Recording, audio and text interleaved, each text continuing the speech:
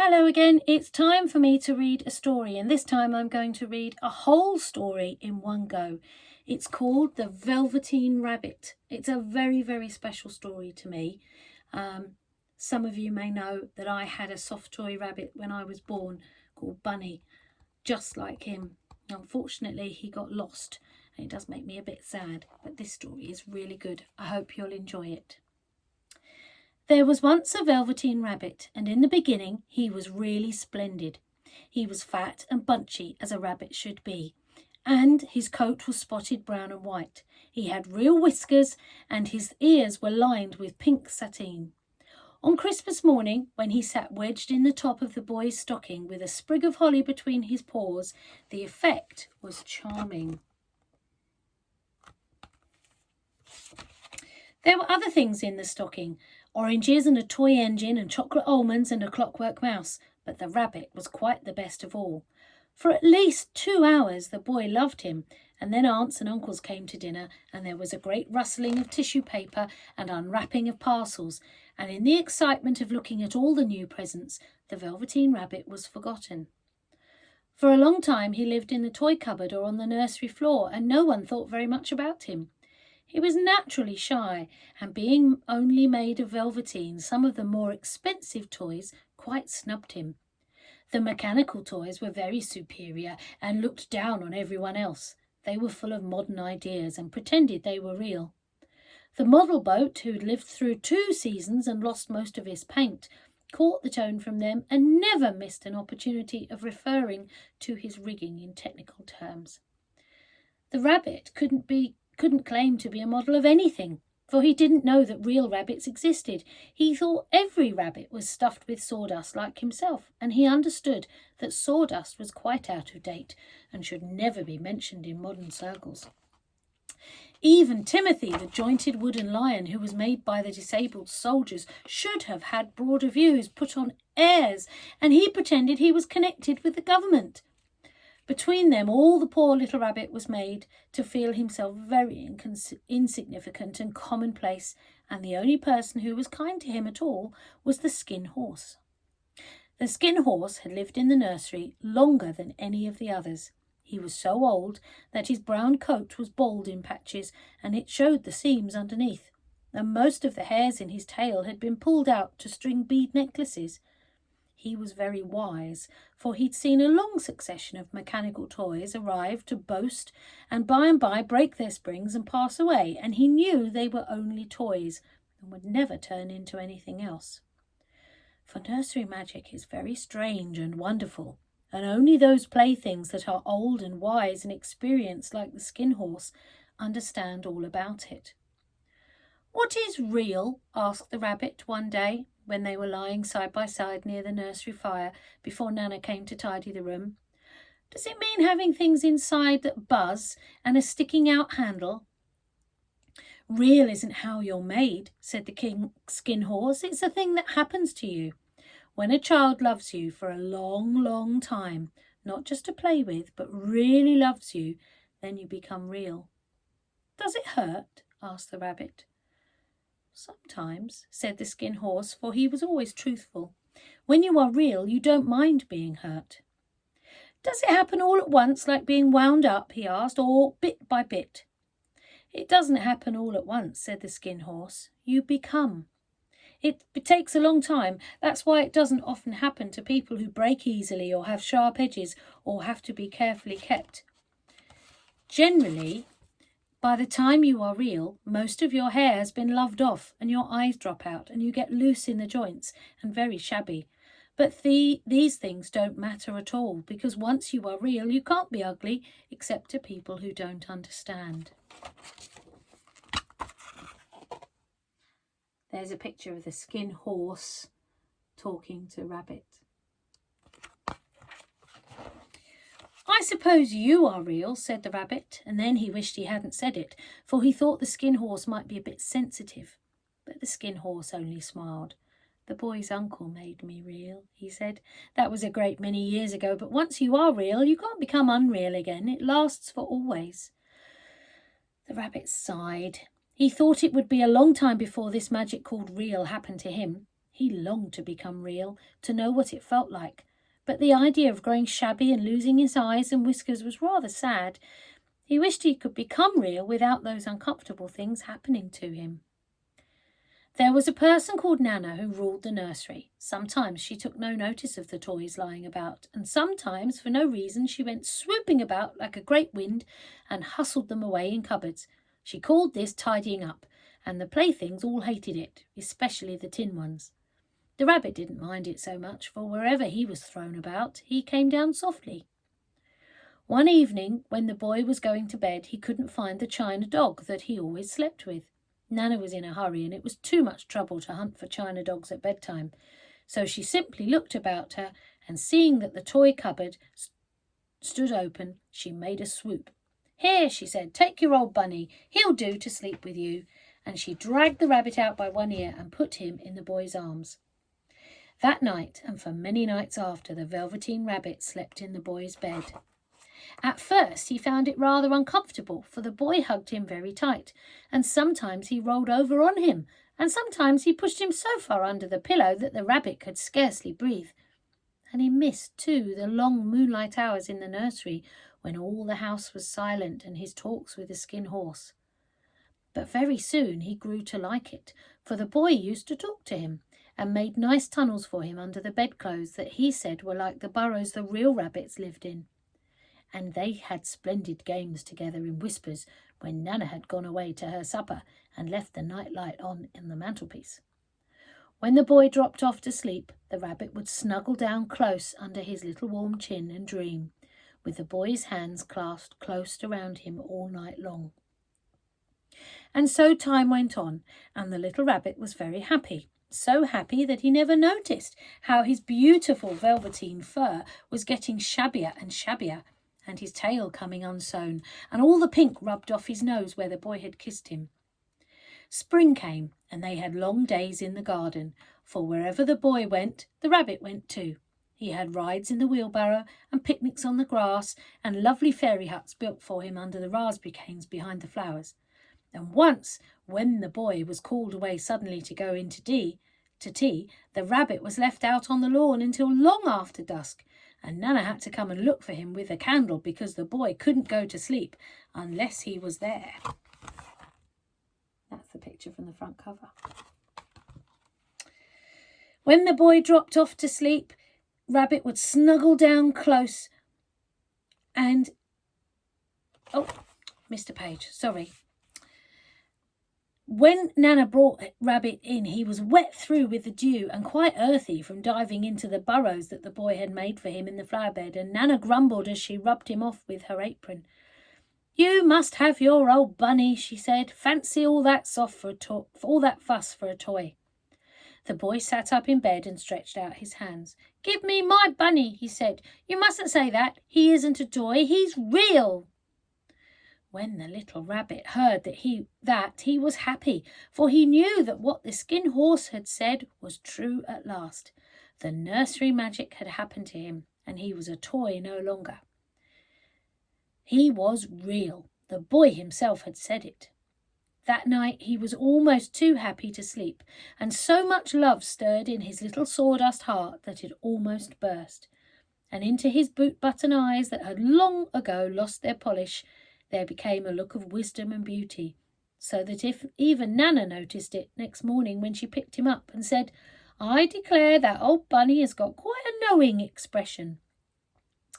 That was a wonderful summer. Near the house where they lived there was a wood, and in the long June evenings the boy liked to go there after tea to play. He took the Velveteen Rabbit with him, and before he wandered off to pick flowers or play brigands among the trees, he always made sure the rabbit had a little nest somewhere among the bracken where he would be quite cosy, for he was a kind-hearted little boy and he liked Bunny to be comfortable. One evening, while Rabbit was lying there alone watching the ants that ran to and fro between his velvet paws in the grass, he saw two strange beings creep out of the tall bracken near him. Can you see? They're real bunnies. Real rabbits. They were rabbits like himself, but quite furry and brand new. They must have been very well made, for their seams didn't show at all, and they changed shape in a queer way when they moved. One minute they were long and thin, and the next minute fat and bunchy, instead of always staying the same shape like he did. Their feet padded softly on the ground, and they crept quite close to him, twitching their noses, while Rabbit stared hard to see which side the clockwork stuck out, for he knew that people who jump generally have something to wind them up. But he couldn't see a clockwork. They were evidently a new kind of rabbit altogether. They stared at him, and the little rabbit stared back, and all the time their noses twitched. "Why don't you get up and play with us?" one of them asked. "I don't feel like it," said the rabbit, who didn't want to explain that he had no batteries. "Ho-ho!" said the fairy rabbit. "It's as easy as anything." And he gave a big hop sideways and stood on his hind legs. "I don't think you can," he said. "I can," said the little rabbit. "I can jump higher than anything." He meant when the boy threw him in the air, but of course he didn't want to say that. "Can you hop on your hind legs?" asked the furry rabbit. That was a dreadful question, for the Velveteen Rabbit had no hind legs at all. The back of him was made all in one piece, like a pincushion. He sat still in the bracken and hoped that the other rabbits wouldn't notice. "I don't want to," he said again. But the wild rabbits have very sharp eyes, and this one stretched out his neck and looked. "He hasn't got any back legs," he called out. "Fancy a rabbit without any hind legs," and he began to laugh. "I have," cried the little rabbit. "I have got hind legs. I'm sitting on them." "Then stretch them out and show me like this," said the wild rabbit. And he began to whirl round and dance till the little rabbit got quite dizzy. "I don't like dancing," he said. "I'd rather sit still." But all the while he was longing to dance, for a funny new tickly feeling ran through him, and he felt he would give anything in the world to be able to jump about like these rabbits did. The strange rabbit stopped dancing and came quite close. He came so close this time that his long whiskers brushed the Velveteen Rabbit's ears, and then he wrinkled his nose suddenly and flattened his ears and jumped back. "He doesn't smell right," he exclaimed. "He isn't a rabbit at all. He isn't real." "I am real," said the little rabbit. "I am real. The boy said so," and he nearly began to cry. Just then there was a sound of footsteps, and the boy ran past near them, and with a stamp of feet and a flash of white tails, the two strange rabbits disappeared. "Come and play with me! Come back!" called the little rabbit. "Oh, do come back! I know I'm real." But there was no answer. Only the little ants ran to and fro, and the bracken swayed gently where the two strangers had passed. The Velveteen Rabbit was all alone. "Oh dear," he thought. "Why did they run away like that? Why couldn't they stop and talk to me?" For a long time he lay very still, watching the bracken and hoping that they would come back. But they never returned, and presently the sun sank lower in the sky, and the little white moths fluttered out, and the boy came and carried him home. Weeks passed, and the little rabbit grew very old and shabby, but the boy loved him just as much. He loved him so hard that he loved all his whiskers off, and the pink lining to his ears turned grey, and his brown spots faded. He even began to lose his shape, and he scarcely looked like a rabbit any more, except to the boy.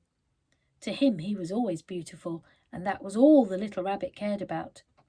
He didn't mind how he looked to other people, because the nursery magic had made him real, and when you are real, shabbiness doesn't matter. And then, one day, the boy was ill. His face grew very flushed, and he talked in his sleep, and his little body was so hot that it burned the rabbit when he held him close. Strange people came and went in the nursery, and a light burned all night, and through it all the little Velveteen Rabbit lay there, hidden from sight under the bedclothes, and he never stirred, for he was afraid that if they found him, someone might take him away, and he knew that the boy needed him. It was a long time before the boy was well enough to play, and the little rabbit found it rather dull with nothing to do all day long. But he snuggled down patiently and looked forward to the time when the boy would be well again, and they would go out in the garden amongst the flowers and the butterflies and play splendid games in the raspberry bushes like they used to. All sorts of delightful things he planned while the boy lay half asleep. He crept up close to the pillow and he whispered his plans in the boy's ear. And presently the fever turned and the boy got better. He was able to sit up in bed and to look at picture books while the little rabbit cuddled close at his side. And one day they let him get up and dress.